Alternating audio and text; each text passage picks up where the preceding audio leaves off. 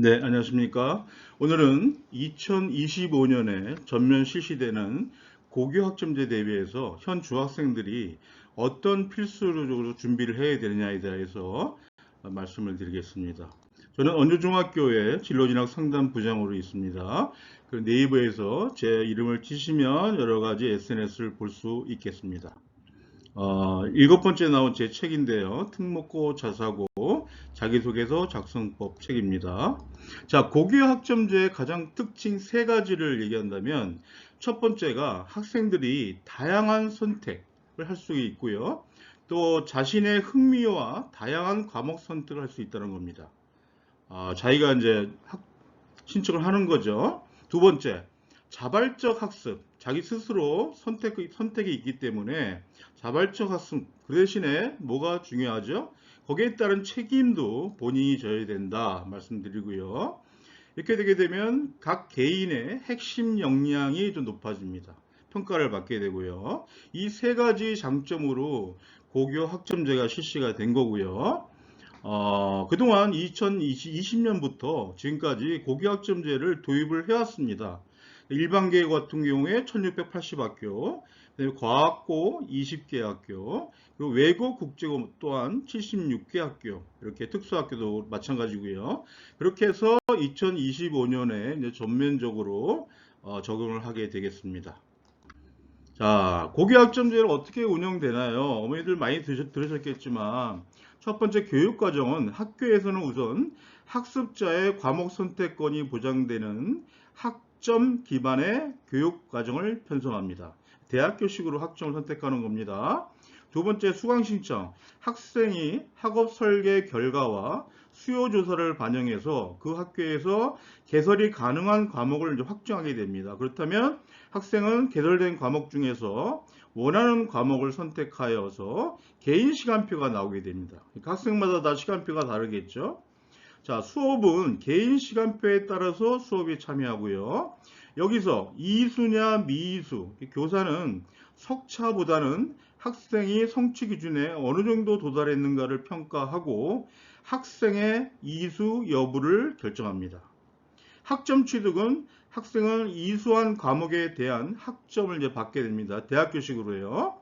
그래서 졸업은 누적 학점이 졸업 기준에 도달하면 고등학교를 이제 졸업하게 되는 것입니다. 이 과정을 걸쳐서요. 자, 그래서 고교 학점제에 따른 중학생들이 필수적으로 지금 알아야 될 것이 있습니다. 첫 번째가 중학교 때부터 벌써 개인의 흥미 관심을 파악을 해야 됩니다. 예, 좀 빨리 왔죠. 파악하는 시간이요. 두 번째, 학습 계획 시간을 관리를 해야 됩니다. 학습 계획 시간을.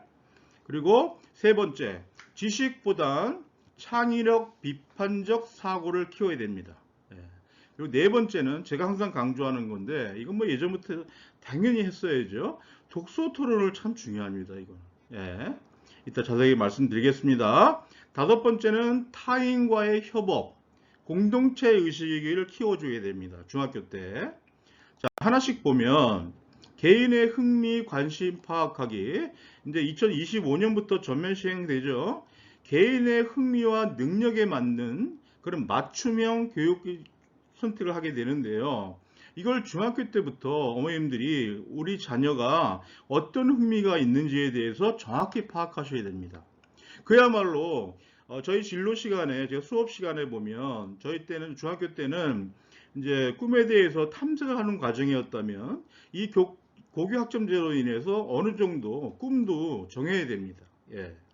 그리고 자신의 흥미, 관심 및 어떤 진로를 희망하는지를 명확하게 이해를 해야 됩니다. 이게 다 중학교 때 이제 이루어져야 됩니다.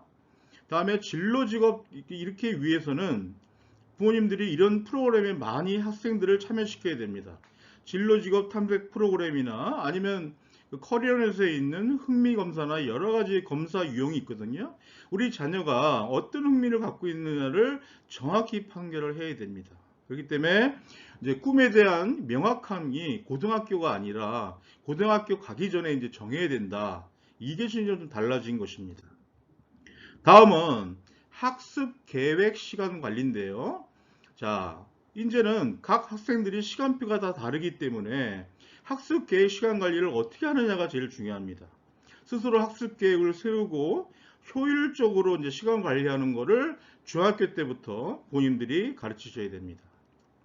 또 이제 그동안 해왔던 부모님의 스케줄로 아이가 움직이는 게 아니라 자기 주도적으로 학생의 자기 주도 학습 습관을 이제 키워야 된다. 그리고 이제 여유 시간이 생깁니다. 예, 이제 수업 시간표가 다 다르기 때문에 이럴 때 본인이 어떻게 활용하느냐. 예, 이런 것도 이제 스스로 많이 키워야 되고요. 그리고 이런 것들은 어떤 스터디 시간 관리 앱 같은 게 많습니다.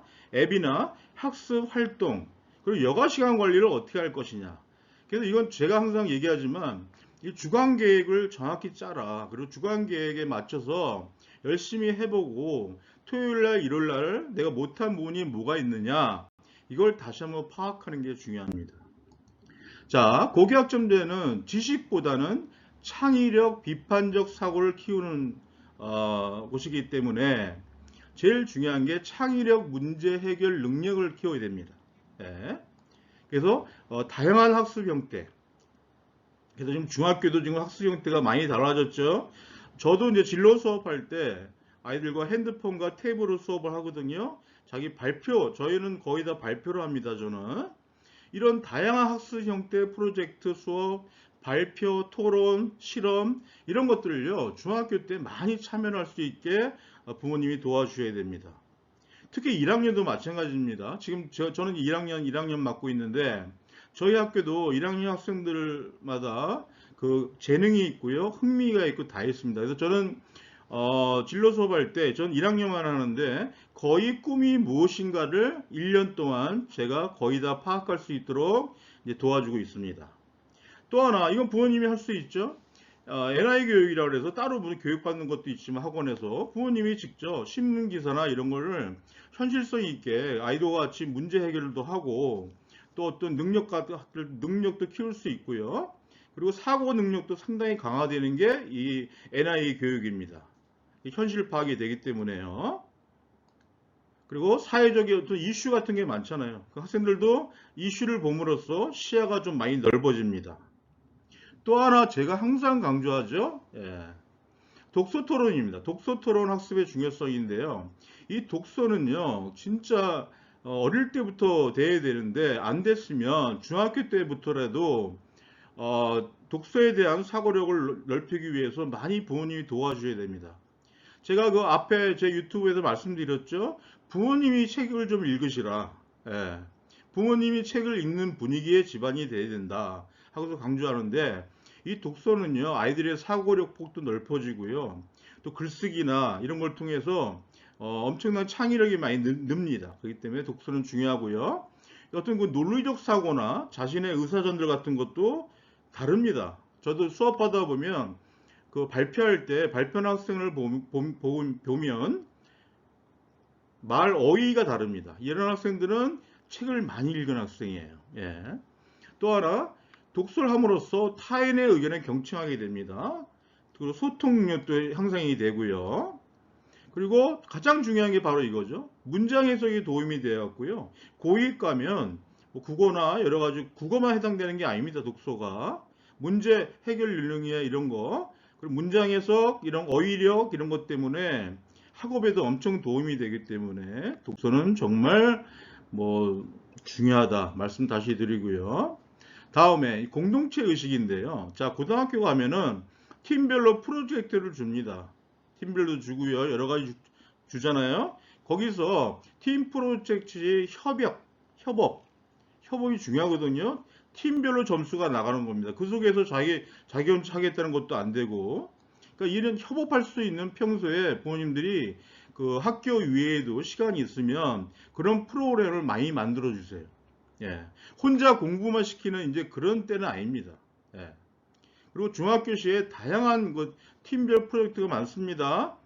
저희 학교 자율 동아리를 한다든가 아니면 어떤 동아리에 들어서 뭘 한다든가 아니면 수업 시간에 팀별로 발표할 때 내가 남을 위해서 어떻게 해야 될 것이냐 이것도 참 중요한 겁니다. 타인과의 소통 방법이나 이런 거 공동 작업 시에 어떤 문제가 생겼어. 그때 내가 어떻게 해결을 할 것이냐. 이런 것도 상당히 중요합니다. 요즘 아이들이요, 이 공동체 의식이 모자랍니다.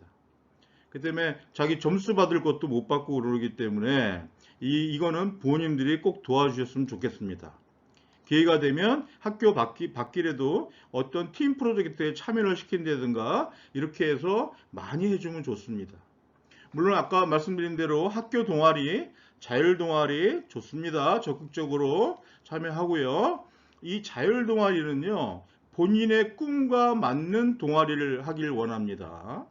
예, 나중에 이제 이 학생이 특목고를 원한다면 특목고 자소서에 그런 자율 동아리를 쓰게 되는데 상당히 중요한 위치를 차지합니다. 고등학교 와서도 얘가 자율 동아리를 운영했구나. 자기가 자기 꿈과 연결돼서 친구들과 같이 이렇게 했구나. 이거는요, 상당히 그 고등학교 입학할 때 특목고나 전국자사고, 자사고 시에 상당히 도움이 됩니다. 그렇기 때문에 이 고교학점제를 뭐 이제 2025년부터 간다 이렇게 생각하지 마시고 중학교 때 미리미리 이런 준비를 하셔야 됩니다. 그래서 이렇게 준비를 하시면 나중에 좋은 결과가 있을 겁니다. 이제는 혼자 하는 공부보다 같이 협업하는 공부를 해봐라 하고 제가 항상 얘기를 합니다. 네, 구독, 좋아요 부탁합니다. 여러분 잘 될 겁니다. 열심히 응원합니다. 네, 감사합니다.